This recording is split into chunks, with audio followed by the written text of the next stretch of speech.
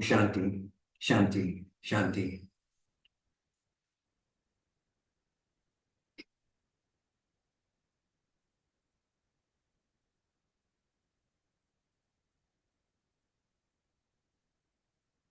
Welcome, everyone. Happy to see you all again today.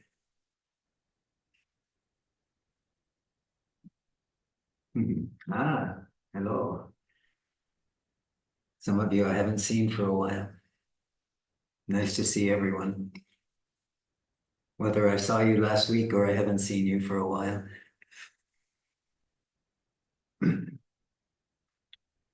So today, let's start with a question that's in the chat today. And this person asks, some of you will have seen it. Do you know what happens to our awareness when the body dies? It's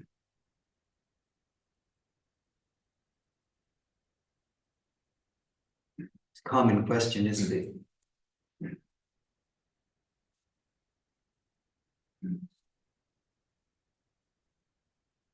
But it certainly bears consideration.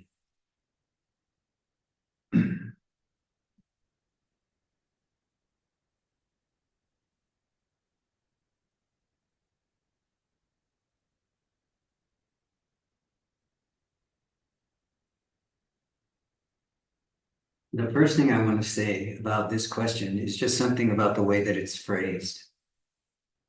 What happens to our awareness when the body dies?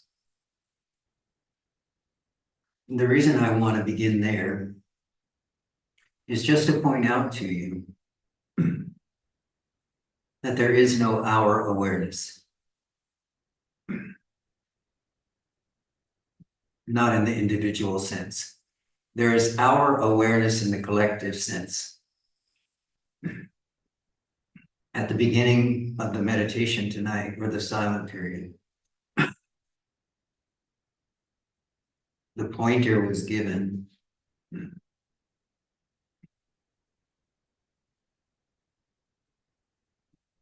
that the heart is not inside of you.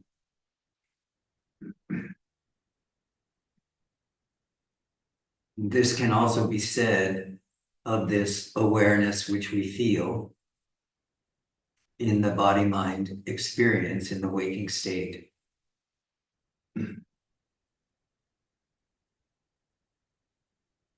So in this regard, we can say when the body dies, nothing happens to the awareness. And why do we say that? This awareness which we experience primarily through the senses prior to awakening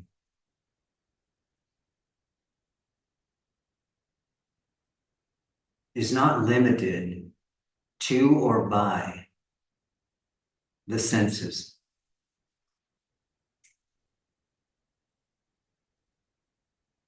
In fact, its origin, you can say, is eternally present, and that which you have or are experiencing as my body is rising within that awareness. The awareness is not rising within the body. In the waking state, it does feel to us through the opening of the sense doors when we come into the waking state, as though awareness is that which is able to perceive objects. And so it's felt as though this perception, if you will, is dependent upon the opening of the sense doors in the morning or whenever you awaken in the waking state. But one has to ask, is that really true? That's not even true in your most basic daily experience. You experience awareness from the moment that you come into the waking state, as I am, as in, I am here, or I am awake. But if you stop there, then you think that awareness is limited to the body, or to the mind, or to the opening of the sense doors. That's what you think awareness is. But the saints and sages and our own experience in our daily life, though we may not know it yet, tells us that awareness is the prior condition, or consciousness is the prior condition. That must be present in order for the sense doors to open. Therefore, awareness can't be limited to whether the sense doors are open or not. And this is in our experience. When we go to sleep, and we come into a dream state, there are no senses present. Nothing opens in the I am place. And yet, whole worlds unfold, don't they? In the dream state. So this shows us that even when the body is not present, even when the physical senses of the body are closed, the mental sense, if you will, has the ability, in fact, to generate whole worlds, whole experiences, whole lifetimes that seem just as real as that which we are experiencing now in the waking state. But as soon as we awaken from the dream into the waking state, instantly we know that was a dream. Does not negate awareness, does it? Awareness was present in that state. It was simply creating in a different way, or experiencing in a different way, or a different form was rising in that awareness, which is eternal, in that state. So that state can be negated, the dreaming state, and the waking state can be negated, can't it? Because it doesn't survive either. At the end of the day, we joyously go off to sleep. We joyously lay down the waking state. We joyously lay down the world of the senses, and we're happy to do it. And if we don't do it, we become quite grumpy and quite crabby. And eventually we become angry. And eventually all we want is a few hours of quiet sleep away from the waking state, away from the world that's created in the waking state, away from the worlds that are created in the dream state. We crave it. The interesting thing is that when the waking state is gone, the senses are gone, the sense doors are closed, you can say. This in Buddhism, we say the sense doors are closed. When the sense doors are closed and we fall into deep sleep, in the beginning, we don't fall into the dream state, do we? Dreaming comes later. In the beginning, from our own physical and mental exhaustion, we fall into deep sleep. Right? So in that state, there's not only no senses present, and thus no awareness through the senses, there is also no dream state present. So the mind is not creating, using awareness in the alternate reality. It's not creating an alternative storyline. It's not there.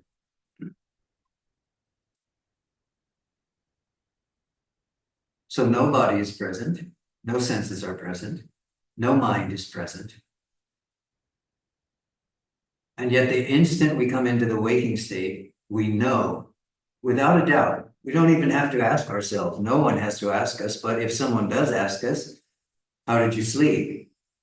We say, I slept well, or I didn't sleep well. How do we know that? You see, that's an afterthought. The direct experience of sleeping well is to sleep blissfully without a mind, without a body, to completely let go. And yet the ability to know I slept peacefully, or I slept calmly, or I slept restlessly, to be aware of that is to know that the doorway or the gateway or the presence of awareness is there when there is no mind and no body and no senses. we somehow still know that we slept well. So this is kind of a logical proof, if you will. I'm reluctant to use that word, but that somehow, even when mind and body and senses are not present to the I am sense, nonetheless, awareness is there. And as soon as the I am sense comes back, it knows whether it slept well or it didn't sleep well. It knows all about what went on. And we've all had the experience that should something strong, some strong stimulus come to any one of the sense doors while we're in the deep sleep state, awareness is instantly there. It's not somewhere else. We don't need to bring it in. We don't need to go get it. It's there. So this tells us something about the nature of awareness. And in this sense, in this sense, what it tells us is awareness is the prior condition. Consciousness is the prior condition. So when we say, who am I? What we are actually doing is we are disrupting the belief system that says, I am the body. I am the mind. I am the experiences. I am the experiences in the world. I am the experiences of the emotions.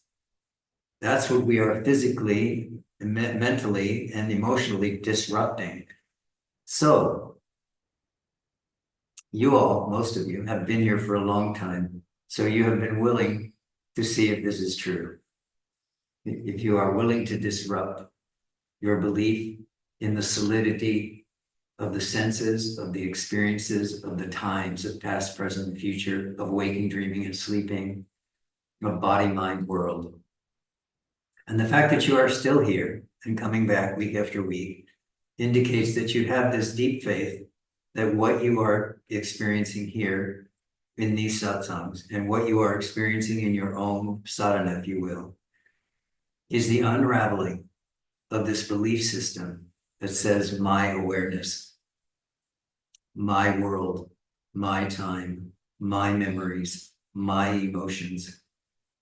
And that isn't to say that memories and emotions and time in the relative sense are not happening or are not passing by. It's simply to say they are passing on the screen of awareness. And one can say that when a being is considered awakened, most often the description that they give is that there is nobody here and all of this is just passing by spontaneously. So there is no relationship between what is passing by, what is coming, what is going, what is rising, what is falling, and this fictitious me. This indicates that this question, who am I, has gotten to the root of the illusion or the delusion of the mind, such that it's seen that awareness or consciousness is the prior condition. And that which comes, it will come on its own spontaneously. It will stay for a while based on whatever you want to call it, samskara, tendencies, karma, you call it whatever you like. It will stay for a period of time and then it will drop. All the while, the sage knows nothing is happening to anyone. This is just an appearance. It is coming, rising in awareness, staying for a period of time and going. And this leads to the understanding where we go when we die. Where does awareness go? Nowhere. Awareness returns to itself because it doesn't really return to itself. It never left. And this is what the experience of awakening or enlightenment, or whatever you want to call it, the experience of the self, shows us is that that which is coming, that which is staying for a while is staying for a while, and that which is going is going. It appears to be coming, staying for a while, and going in some time frame or some frame of reference that we call past, present, and future. But when all of this is deeply examined, it's seen that those are just storylines that we have collectively, as societies, as humans, we have agreed upon. But the sages, all of you, have investigated this.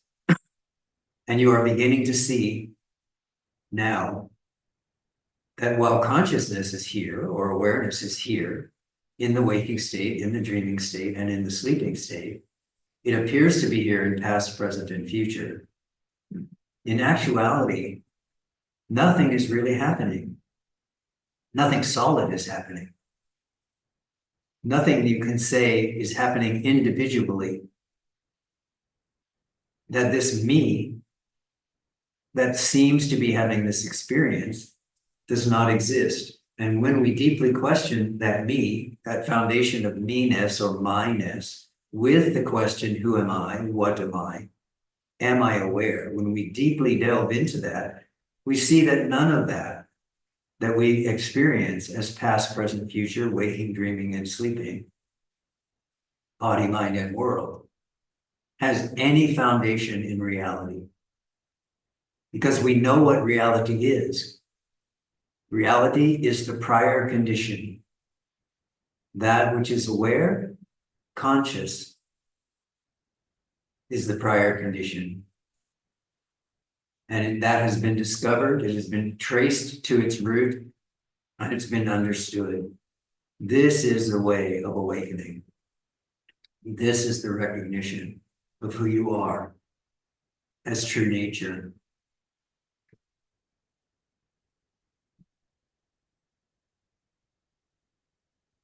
So what we can say is that when the body passes, right, because the body has arisen, it has lived for a certain period of time, apparently, and then it will pass. It will die. But since awareness is the prior condition, and awareness just keeps rising randomly, you can say, but we can certainly say spontaneously, in 7 billion, from 7 billion points of reference or points of view, that awareness will remain. And it may take form and it may not take form. But that which you are in this particular body mind, as awareness itself, is simply going to return to its source. And I say return because that's the perception that we accept as human beings, but it's not really a returning, is it? Perception remains as it is. The body goes away as a perception. It may come again with another body. As an awakened moment of realization, I am that which is aware. We don't go anywhere. We are always here, not as this individual, but as awareness itself. And this is what is referred to as awakened being. When that belief in the separate identity, the separateness of the experience we're having, dissolves into the oneness of being. This is the definition of awakening in the traditions.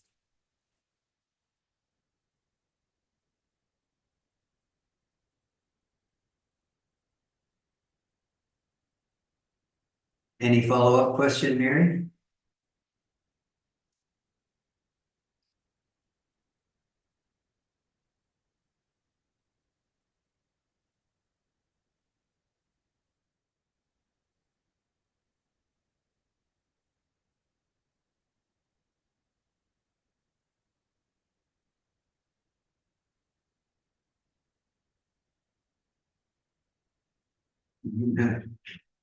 I have a problem when you say nothing happens.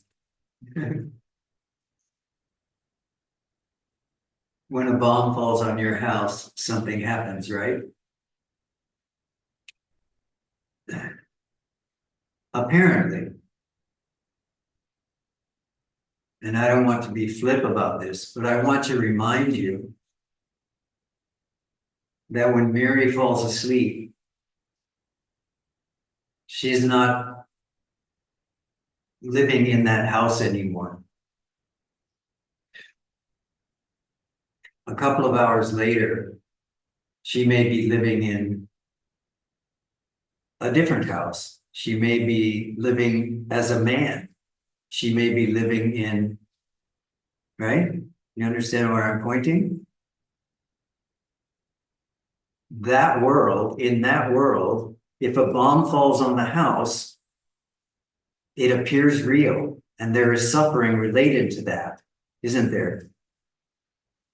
No matter what country you live in, no matter what time you live in that dream, no matter what body you have, the direct perception at that moment is that it's painful, or there's a tragedy, or something difficult, or something painful has happened. All it takes to end that suffering is to wake up into the waking state. It's over, isn't it? So if you're in the waking state and you wake up into the reality of your eternal being, consciousness, this world and all of its experiences are just as dreamlike. They are real as long as there is an identity in the experience itself, whether the experience is great bliss, whether the experience is great pain or great loss. The experience is the same. But waking up from the waking state into awareness itself, which is before identification with anything that arises in the field of awareness, is just like that. Everything that came before or will come in the future, everything that has happened to this body or can happen to this body, is just a dream passing by, but now you know it. So you can have pain, you can have pleasure, because there's only one thing that's true of infinite awareness, and that is there's only one definition. There are really no definitions for infinite awareness, are they? It's a feeling we have. It's something we know intuitively, but there are no definitions for it. But the one thing that can be said about it is that it is the field of infinite potentiality, or the field of infinite possibility. Therefore, in this waking state even, any kind of infinite possibility is there. That does not change its foundation in awareness. In days of old, I haven't heard about this happening recently, but in days of old here in India, the sages, the realized beings, would wander around for many decades or for 100 years or for 200 years. And they would become both liberated from, and in some cases tired of, the ongoing life that they had. And in order to demonstrate their mastery, if you will, of the body-mind world, past, present, future experience, they would have their devotees dig the traditional hole in the ground, which is the grave of a sage or a saint. And they would get inside and they would have all of the funeral rites done in a traditional way. And then they would have the tomb sealed. The samadhi would be sealed. And one who did this was called a Jivan Mukta, right? Oh no, is that true? What's that word I'm looking for? Somewhere, yeah? Yeah, thank you. And there are quite a few of them around Tiruvannamalai here, of the samadhis, of these sages who simply said, okay, this is a dream. So I voluntarily surrender this body. Let's do this. And their devotees came around and built their samadhi over the top of their living body. And these are very powerful places. You can go there today. And if you're sensitive to these kinds of energies, you can feel the living presence of the master in this situation, if this was a true Jivan Mukta. So I only say this so that you know that awareness is not limited to this body. It is not limited to this mind. The condition of the body and mind has nothing to do with awareness or consciousness itself. So when the body goes, awareness remains as it always has been, present as infinite possibility or infinite potentiality.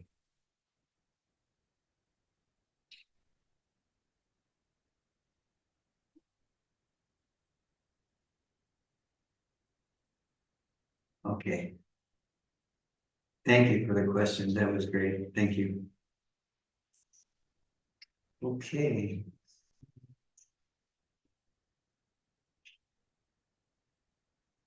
Miriam. Hello, Rishiji. Hello. Nice to meet again. Yes, hello. Nice to see you. I have this question also about this.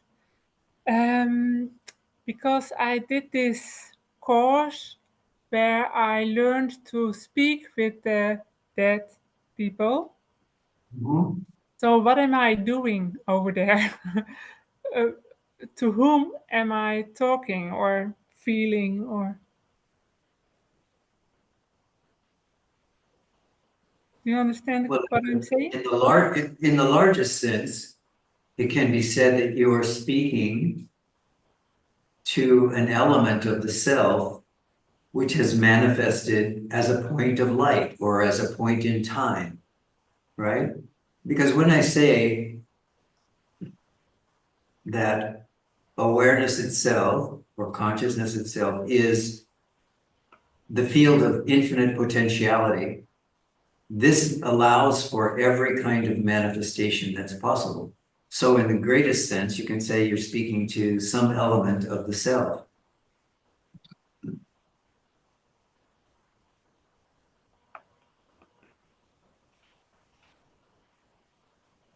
It is also true, however, that as soon as there is any element of I-ness or otherness that's rising, it's not pure self that you're speaking to. It's the manifestation of self in the form of some mind or body. And that's true whether who you're talking to is living or dead. Yeah, I do I am understand. speaking to the idea that you have of yourself. Yes. You are speaking to the idea that I have of myself, or maybe it's the other way around. I am speaking to the idea I have of that form, and you are speaking to the idea you have of this form. So the important thing to know about that is that as soon as we leave the I space in the waking state, okay, as soon as we move beyond I am into I am alive, I am dead, I am male, I am female, I am rich, I am poor, I am American, I am Indian, I am Dutch. We are now in the field of mind. We are not in the field of pure self. So this is why those of us who are very interested in the inquiry, or very interested in this question, who am I? We keep coming back no matter what the experiences are in the field of awareness in the waking state. Because what we know about them is that everything is possible within the field of awareness, except to know awareness itself. Awareness itself cannot be an object. Anything we can experience or talk to or speak with in the field of awareness is an object. Yes. Yes. So from the perspective of Vedanta or Advaita or inquiry, it is limited by its very nature as object. And if we want to know the truth of our own being, and we want to know the truth of all arising beings, we have to explore this question, who am I? Or what am I? Or what is happening here? Or what is aware here?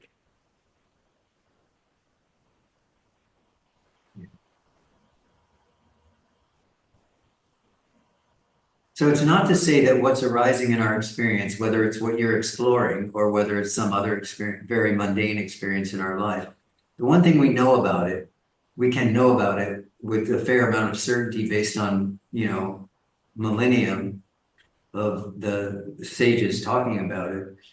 What we can know is that if there is any expression beyond I am, it's a limited expression of the mind. And so of some mind, of what in Zen might be called big mind, of a more expanded mind, but nonetheless a limited mind. So we just want to be aware of that. We can play in the infinite field of manifestation in any way we choose. But keep searching for the truth.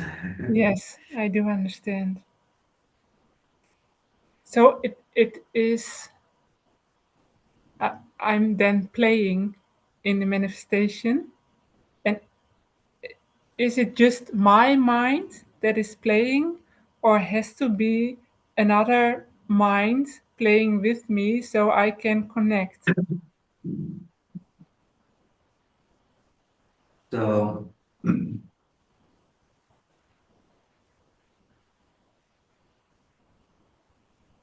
in the same way that there are not two selves, Yeah, myself and yourself, there is only one self, and that one self is awareness. yeah, There is not multiple minds.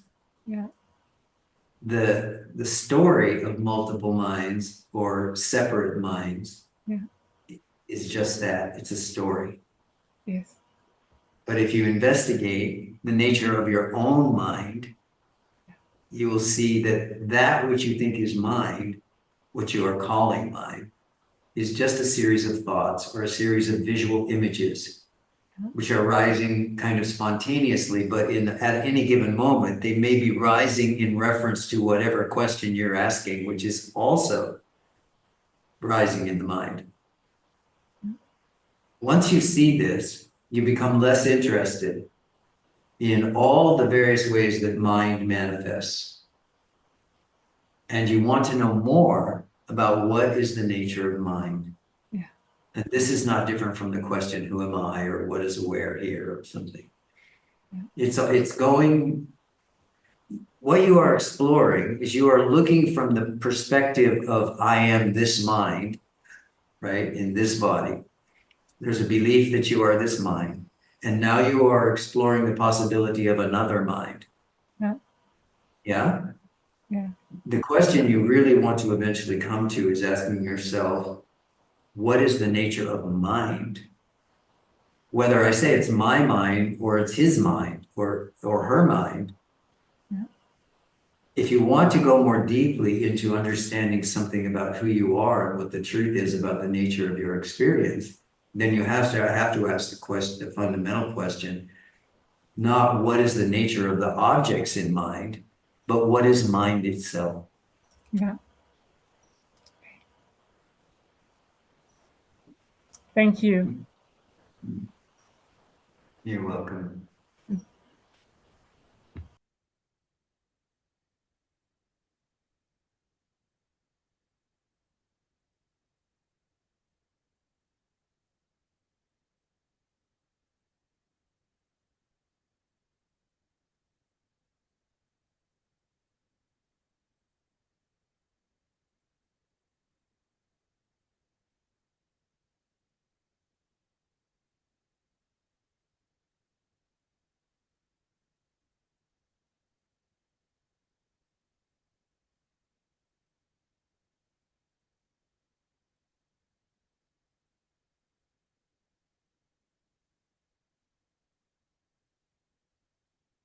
So I want to make it clear to all of you that asking questions about the nature of your experience does not diminish the experience at all. It simply doesn't.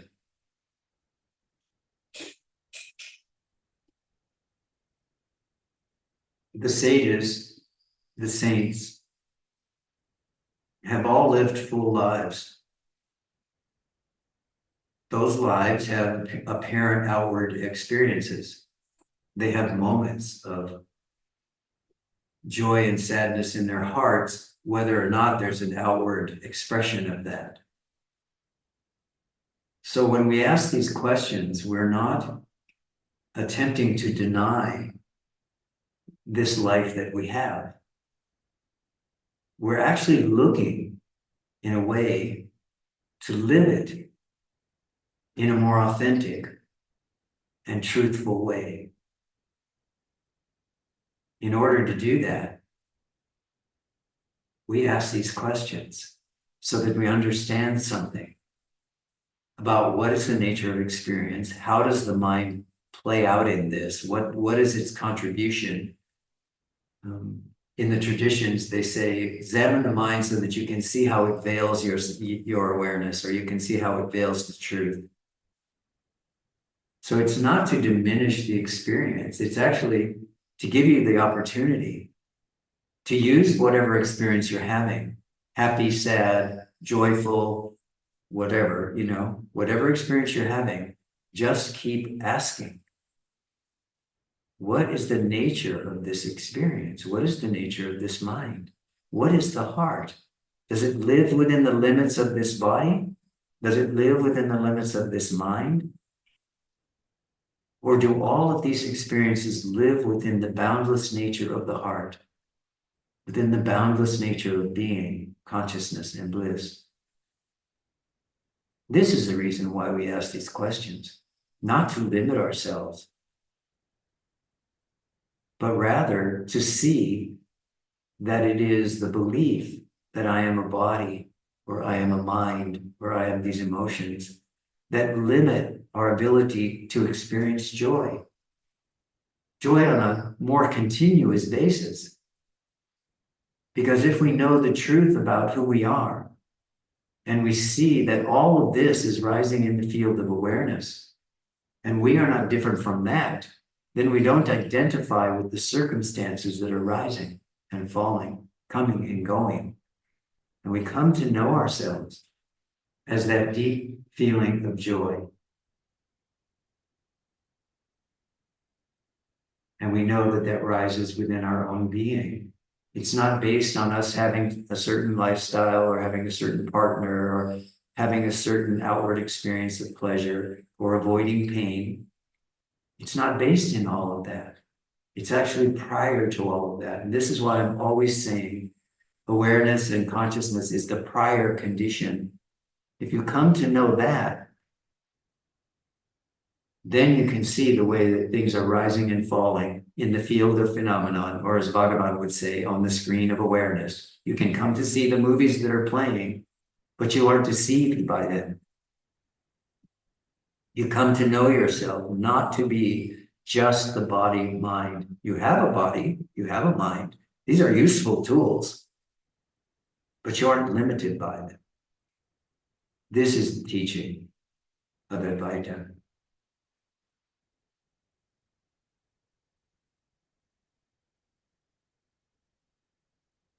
Hello, Anya.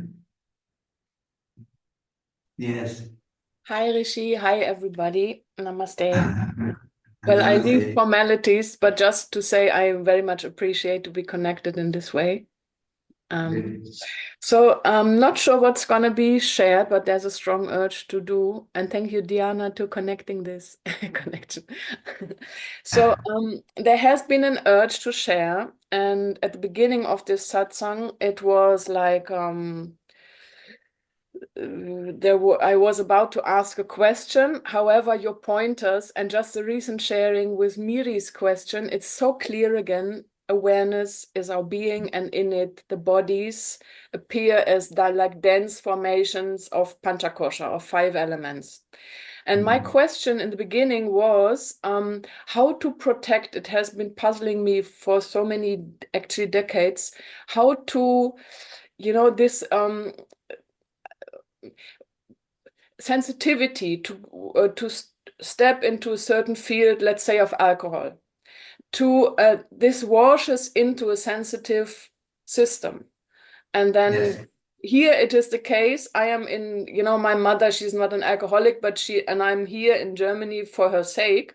And she likes wine. She doesn't drink a lot, but even it's too much for me. So it washes into me. I get a hangover. So, the energetical things with people, if we go to places where we are. So what was being shared through this satsang, so precious, is the only way to really be free from any suffering is to totally disidentify with this idea of having anything to do with this body and being so identified. And that's the only way to end suffering. Everything else is just another layer of lie putting in front. And it's so difficult. I mean, in Tiruvannamalai, it certainly is not all, also these things happen there, but it's easier to get back into truth. Whereas here right now in the West, it's so dense and, nobody has, at least not in this town where I live, shares our viewpoint. But they all live in their bubble and they all believe they know the ultimate truth. And then I'm often thinking here, well, I can't say that I know the ultimate truth. There's a certain group of people that agrees with me. But from there, like this other German people's point of view, that's another even conspiracy theory, probably they would say. You know what I mean? So in a way, what has been clear now is that even how I make my money with like I'm bringing forward to people a somatic trauma release. It's bullshit. There is no trauma. You've been speaking about this a couple of weeks ago. The self has no trauma. And in a way, it's unethical, to ask money to sell people something that's not true. That's not really helping. It might help temporarily, but it doesn't end their suffering. But yeah, then again, it's like being stuck in this density. And I think as long as my mother lives, there will be, I think that's my commitment to her form. Yeah, so I don't know. It's a lot of stuff being brought up, but the most important thing is thank you so much to bring back this viewpoint of what I know is true and what we here know. And maybe maybe the point is how to stay here strongly in that and not being swept away by energy or by people's ideas, Yeah, then maybe and you said a lot there, but basically the thing that comes up strongest in my heart to say to you is it's a very challenging practice or a very challenging way of trying to be in the world to remember this one thing. I am the one self. And to remember this under all circumstances. And the reason I say that is because this stops us from trying to change mother and change the neighbor and change them, you see, or resisting them. You don't need to resist anything. You only need to remember who you are. And it can be as simple as reminding yourself, I am that, or I am the one self under all circumstances. And that doesn't necessarily mean the circumstances will improve. For a period of time, they may even get more difficult. But the blessing of having heard what you've heard, of having the life that you've had, is that you now have the opportunity to remain as that which is aware, as being consciousness, as the presence of silence in the face of all of this. So the only thing for you to do now in terms of a sadhana is don't resist, don't push back, Remember who you are. This is enough. If you remember who you are not, all these bubbles can come up and they can burst. Just remember who you are. Don't take on any assumptions anyone else has about you.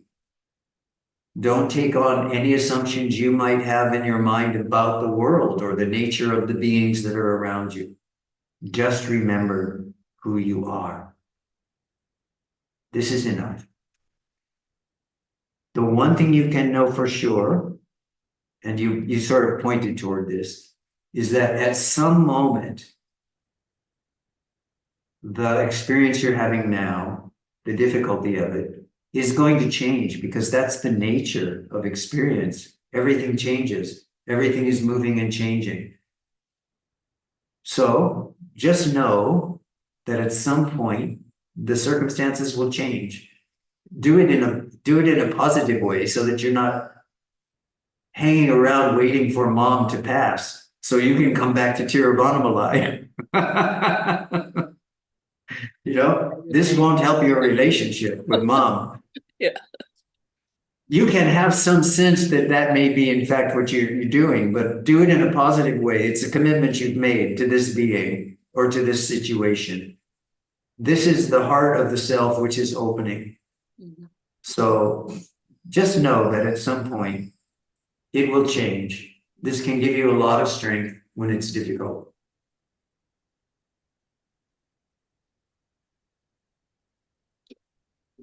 And be patient. Okay. Very good. Is that it? Finished? Okay. Thank you so much.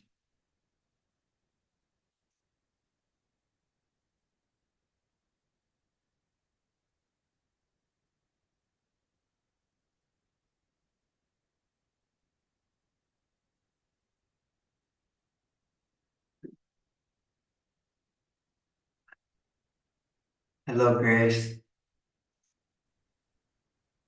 Hello, Rishi. Hang on one second. Oh, there you are. Okay. Yeah.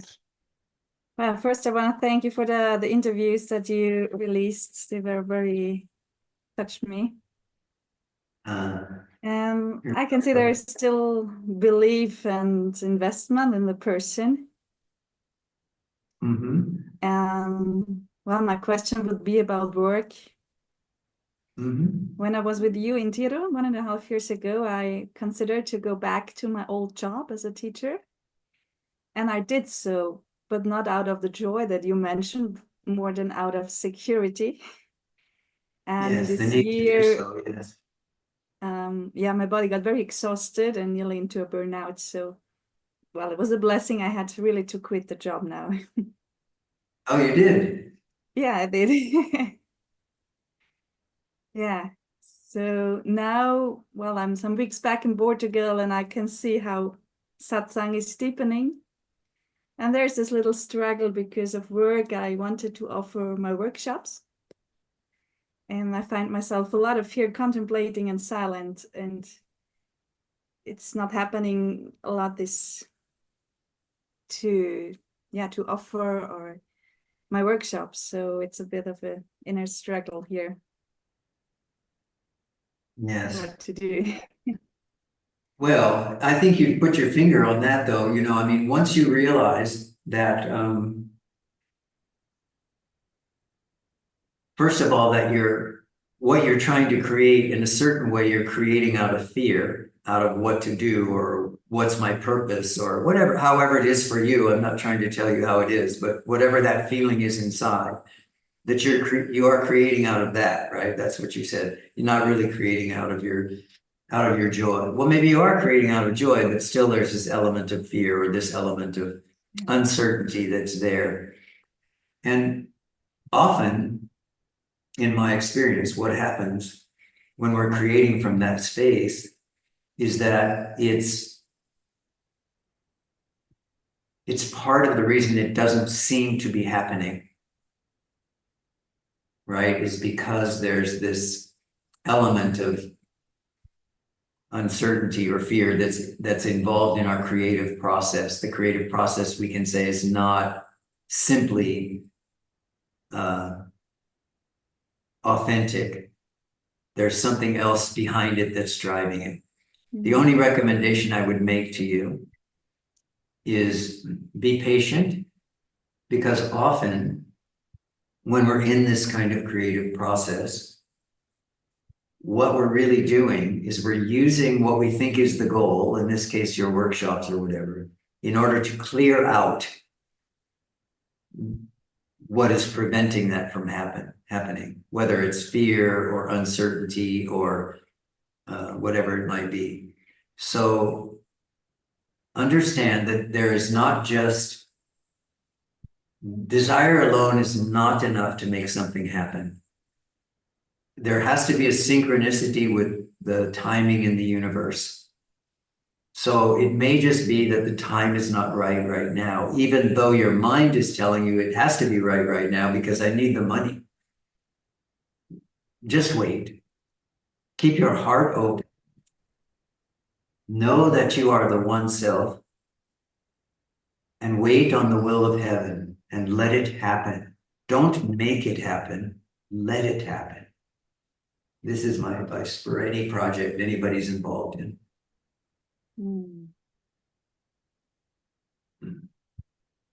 Yeah.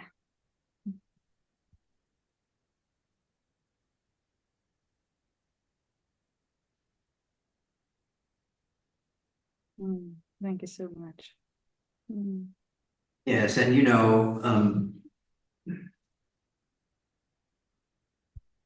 you are so talented that something is going to happen, but you just need to give it more time.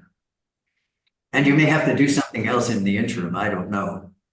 I don't know what your situation is, but keep following your heart, keep following that talent, and all will come out well in the end. Be patient.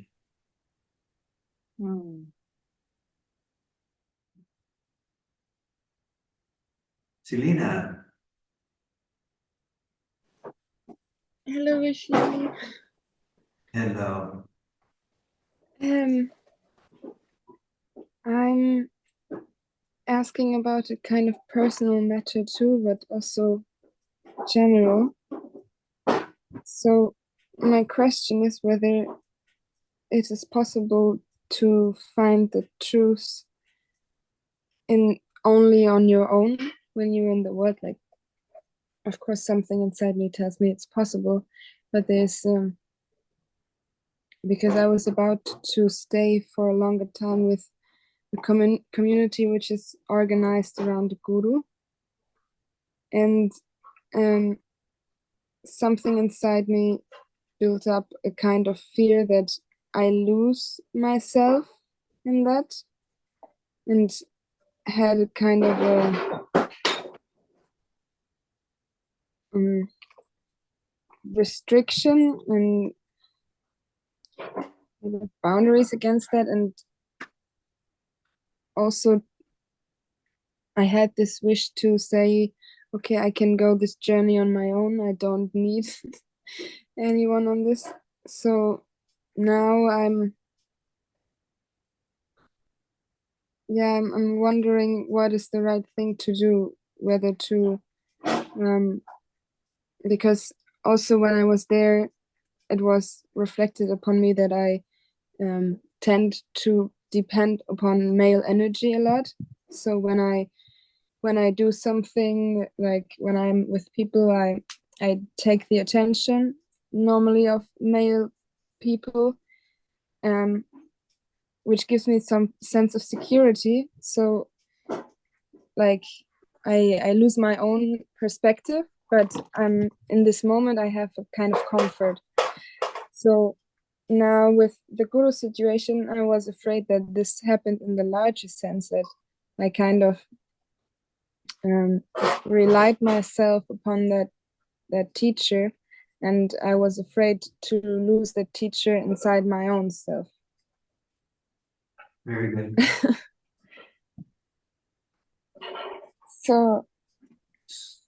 So let me make a brief comment that maybe you'll find helpful. Mhm. If I can make a brief comment, sometimes I'm not able to. Uh, Sometimes my brief comments end up being longer than I suspected. That's fine.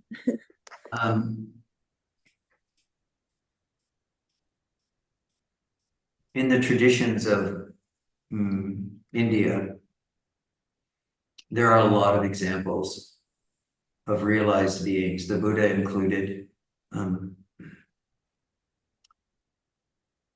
who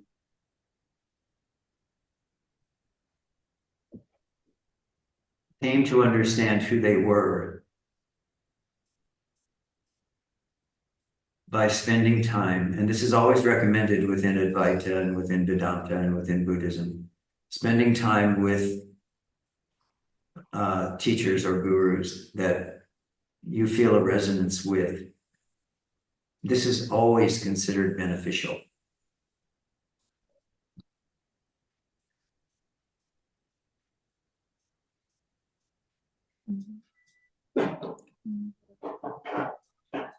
But the stories are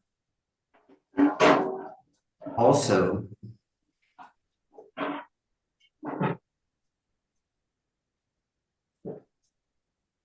about how devotees, aspirants, monks, yogis, yoginis spent a period of time with a teacher, with a guru, and for whatever reason, without judgment, they couldn't stay. Either they couldn't stay because of their own heart, they couldn't surrender enough, whatever, or because the guru sent them away, or the circumstances changed and the community fell apart. All of these things happen.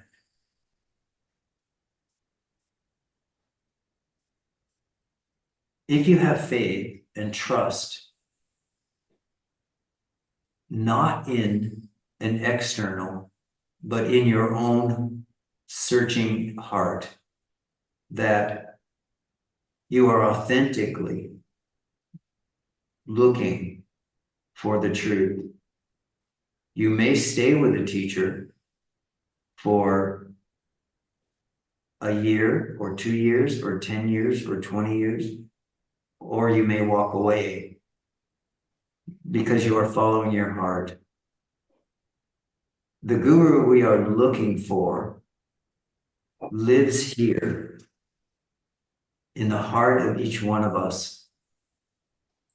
So the only thing I would say to you about where you find yourself now is be sure that you keep your sadhana going in whatever way appeals to you. So if it's through silent meditation or whatever it is, because you've had this experience of needing to leave, of needing to withdraw in some way, be very kind to yourself, remain very non-judgmental toward yourself, and continue that which makes you feel as though you are still doing the work. In other words, don't just throw the baby out with the bathwater. Because you had to leave this community and you had to get rid, now you are just going to go back to pleasure seeking in the world. I'm not saying that wouldn't be helpful. I'm just saying don't lose your focus. You went to this guru for a reason. You learned what you have learned. Maybe you don't even know yet what you've learned. But your quest to know who you are is authentic, even if the path may have changed a bit at this moment, may look like it's heading in a little bit of a different direction. You know the teacher Osho? You know Osho? A bit, Somewhat? yeah. Yeah, well, one of the things I remember from the time I spent close to that community, I wasn't part of that community, but I was definitely part of his. I had an interest in reading his talks and in understanding what he was pointing out. And one of the things he said was, when you go over and over to this guru, that guru, and the other guru, and you fail over and over to find your guru, you must know that you are that. You are that guru, and life is your guru. So now you follow that. And what he meant by that was you have to face the lion, you have to face the tiger without the support of the external community. So remain committed to awakening and go on.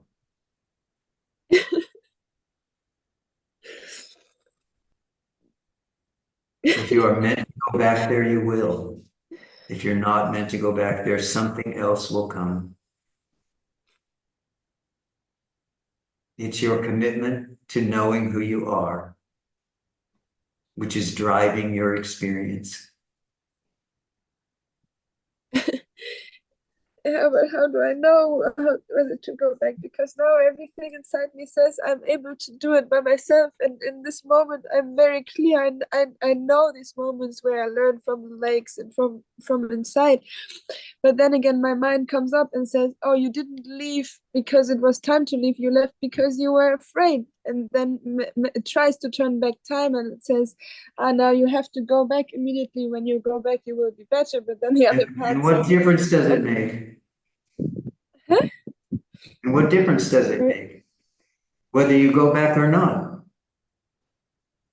If you go back, that will be your path. If you don't go back, that's your path. You are playing, you are letting your mind play ping pong with all of these thoughts. Yeah, and it's it's very loud. And that is also your path. There is nothing wrong. I cannot say this enough to everybody. There is nothing wrong with anything. There is nothing wrong with anything. You will never be able to get this right. Life is going to get you right. You are not going to get life right. It is not your mind that's going to lead you to happiness. It may, in fact, be the collapse of your seeking that will take you to happiness. In the meantime, keep going. I am that which is aware. I am the one self. Show me the way. Surrender. Open your heart. Your mind is not going to figure this out for you. You felt to leave, leave. You feel to stay, stay. It is not right one way and wrong the other way. If your commitment is to knowing who you are and discovering that in this lifetime, then you go through what you go through. The experiences that come, you have to trust. This is the way of it.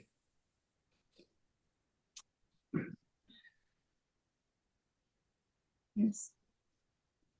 Thank you.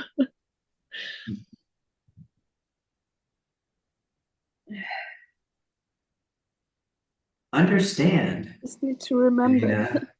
Yeah, understand that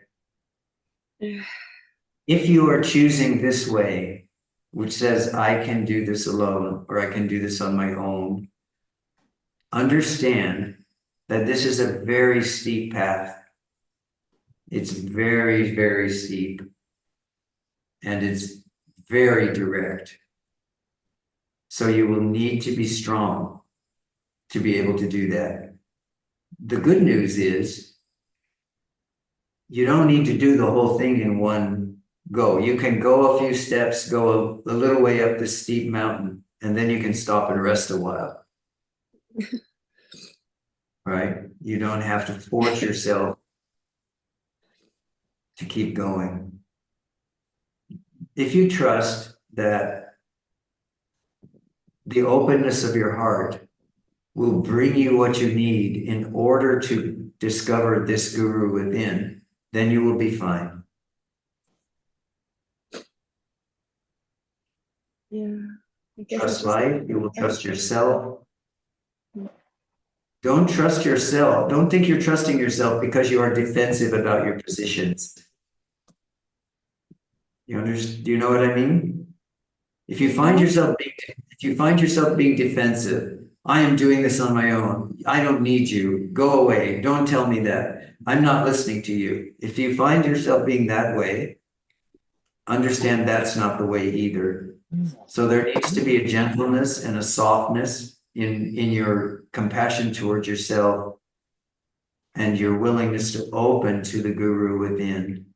Yeah. Not to be. I think it's rather the fear of not knowing. I don't have this tendency to say Very good. Very good. Yeah. It's more like I think I'm not able to do it and I need someone else when I'm not feeling that good. Yeah. Yes, I'm not saying I'm not saying that it's not helpful to have someone else. I'm in the business of being someone else. Yeah. To help you all out. So I know the value. I've had those beings in my life, and I as my service to my gurus and to my heart and to my life, I offer to you the But I same. feel like these gurus, they come in there all the time. They come.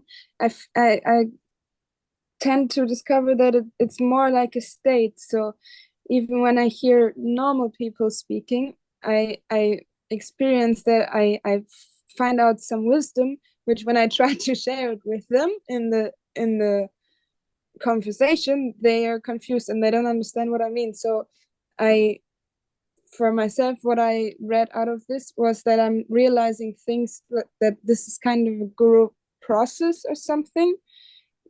I don't know, but I feel like I'm meeting gurus also in the lakes or in the trees, something like, yeah. Very good. So understand that if you are on the path of discovering your inner guru through, if you see everyone as the Buddha, or everyone as Ramana, or everyone as Lord Shiva, or everyone as Ananda Moima, if you see everyone as God, you will get where you're going. If you keep quiet. If everyone you meet, you try to turn into your guru, or everyone you meet, you try to become their guru, and you try to convince them that you are right, now you are off track. Yeah. So if you see everyone and everything as that supreme, which you know you are, as God alone, and you cultivate a deep silence through your own life, through your own daily meditation, through your own looking and asking this question, who am I? Not who are they, but who am I? Then you will arrive where you're going. You don't know where you're going just yet, but I have a feeling I know where you're going. Just keep going. Just keep going. But follow these conditions that the masters have put out before us. Keep quiet. See everything as God. See everyone as God. Don't push back against anything. Just keep going. Yes. I will do that and tell you next time how I went. Trust life. Yeah. Trust life. Yes. Thank you, Rishi. Yes. You're welcome.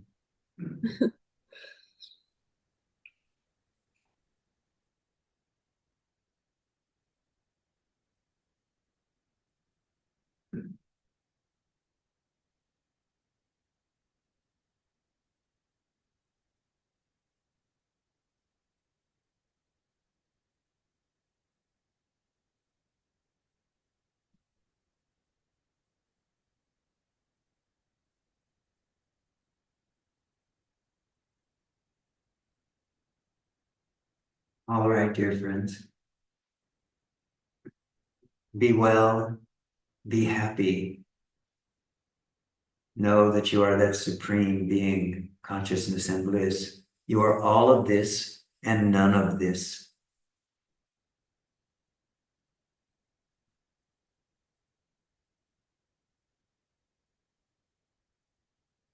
I wish you all the best. Much love. Hari Om. Tat Sat.